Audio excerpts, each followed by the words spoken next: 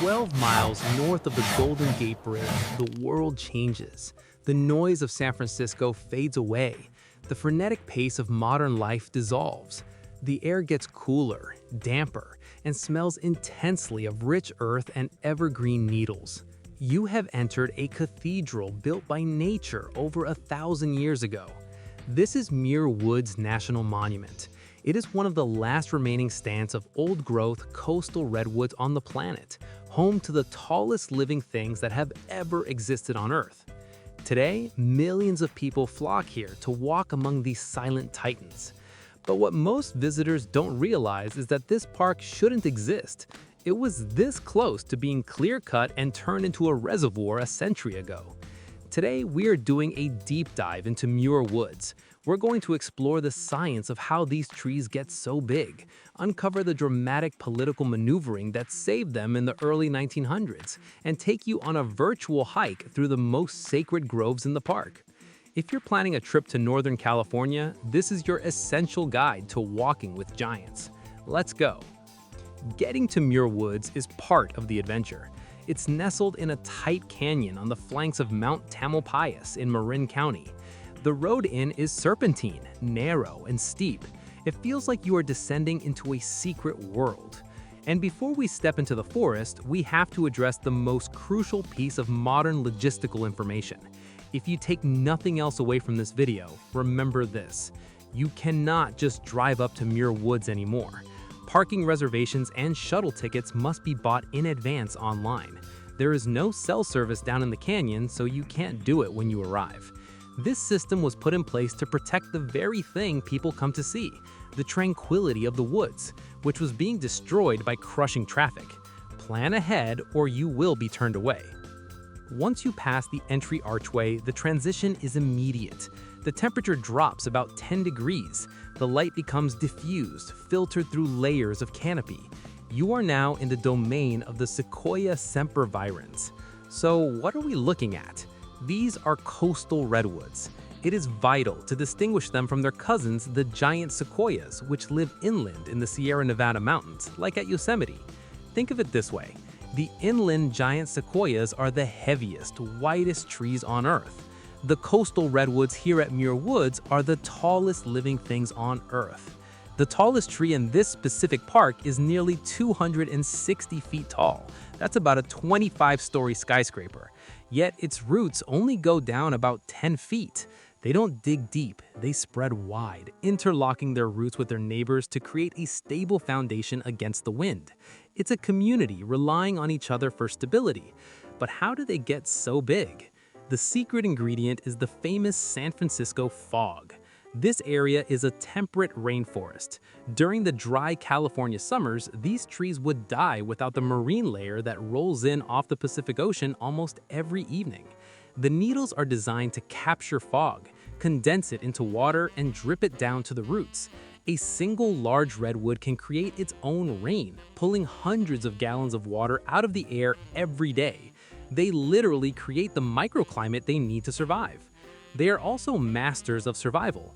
Notice the thick, fibrous, reddish bark? It can be up to a foot thick and is incredibly resistant to fire. It contains tannins that also repel insects and fungus. These trees are built to endure almost anything nature throws at them. But they almost couldn't endure us. 150 years ago, the Northern California coast was effectively a redwood slaughterhouse. The wood was straight, rot-resistant, and desperately needed to build San Francisco and other booming western cities. By the turn of the 20th century, nearly 95% of the original old-growth redwood forest had been logged. This specific canyon, then called Redwood Canyon, was one of the last untouched gems, mostly because it was hard to access. In 1905, a local water company identified this canyon as the perfect spot to build a dam and create a reservoir. These majestic trees were marked to be drowned. Enter William Kent. Kent was a wealthy businessman and later a congressman with a deep love for nature. He and his wife Elizabeth bought 611 acres of this land for $45,000, a massive sum at the time, specifically to stop the dam and save the trees. But the water company took Kent to court to seize the land through eminent domain. Kent knew he would lose in local courts, so he pulled a brilliant political maneuver. He decided to give the land away to the federal government. He wrote to President Theodore Roosevelt, the great conservationist president, offering the land as a gift to the American people, provided it be protected forever as a national monument using the newly created Antiquities Act. Roosevelt accepted instantly, declaring it Muir Woods National Monument on January 9, 1908. Now, you might ask, if William Kent bought it and gave it away, why is it named after John Muir? President Roosevelt actually wanted to name the park Kent Woods to honor the donor, but William Kent was a humble man and a massive admirer of John Muir, the Scottish-American naturalist whose writing had inspired the entire conservation movement. Kent insisted the park bear Muir's name. When John Muir heard about this, he wrote to Kent saying, "This is the best tree lovers monument that could possibly be found in all the forests of the world." It was a victory that preserved this cathedral for us today. When you visit today, you are walking on the legacy of that decision. Let's take a walk through the heart of the park. The main canyon floor is accessible via a series of flat boardwalks. This is where the oldest and largest trees are found, protected from the crushing footsteps of visitors by the raised wooden paths. As you walk deeper in, about half a mile from the entrance, you reach Cathedral Grove.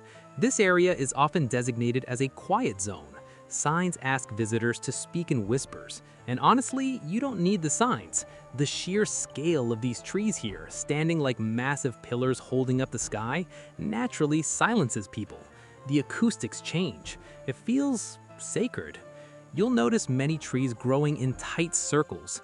These are sometimes called fairy rings or family circles. When a mother redwood finally dies or is cut down, her root system is still alive. It sends up sprouts around the perimeter of the old stump. Over centuries, these sprouts become the giants you see today, surrounding the ghost of their ancestor. The trees you are looking at are often second or third generations of the same genetic organism that has been alive in that spot for maybe 5,000 years. While the main boardwalk is stunning, if you have the time and energy, I highly recommend taking the trails that climb the canyon walls, like the Ocean View Trail or the Ben Jonson Trail. Getting up high changes your perspective. Instead of looking up at the giants, you are looking across at their midsections, seeing the complex ecosystem that lives up in the canopy, dozens of feet off the ground. It also gets you away from the crowds on the main floor. It's easy to get neck strain here from only looking up, but the forest floor is just as important. The bloodline of Muir Woods is Redwood Creek, which runs right through the center of the monument. This isn't just scenery, it's a vital habitat. This is one of the few remaining Central California coastal streams with native runs of threatened coho salmon and steelhead trout. They return from the ocean in the winter to spawn in these gravels, shaded and kept cool by the redwood canopy. The forest floor is a carpet of vibrant green.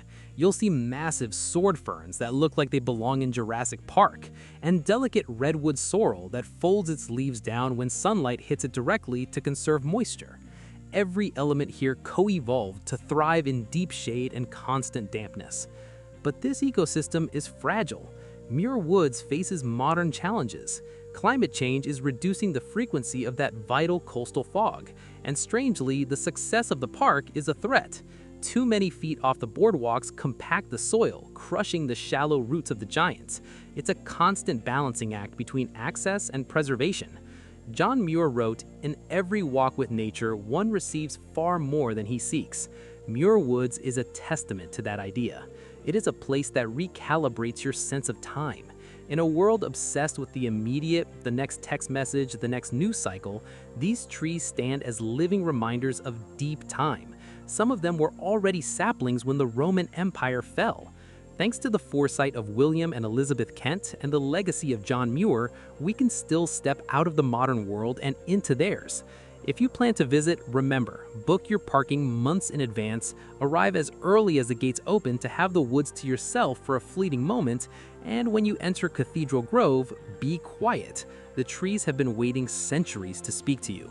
If you enjoyed this deep dive into America's majestic places, please hit that subscribe button and the notification bell. We have many more national parks to explore together. And tell me in the comments, have you ever stood beneath a redwood? Describe that feeling below. Thanks for watching, and I'll see you on the next adventure.